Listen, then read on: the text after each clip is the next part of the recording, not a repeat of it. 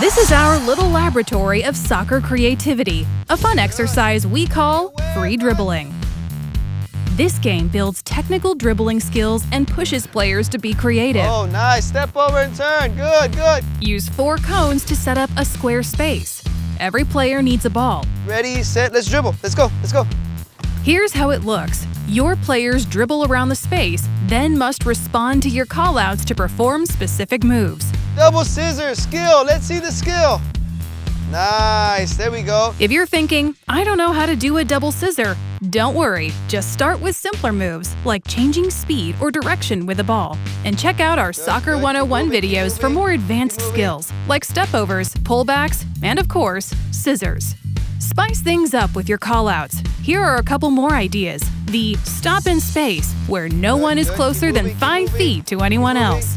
And stop. 5 feet, 5 feet. Good job, boys. Zigzag the ball, or some crazy move one of your players dreams up. If you add a move, just be sure to demonstrate it so everyone knows what you're talking about. Jackson, give me a move, give me a move. Okay, stop and go, let's go. To make things a little tougher, you can also roam the grid, trying to steal players' balls, or add cones that act as imaginary defenders. Coaches, you may notice players bunching up. Encourage them to spread out, and as always, remind them to keep their heads up.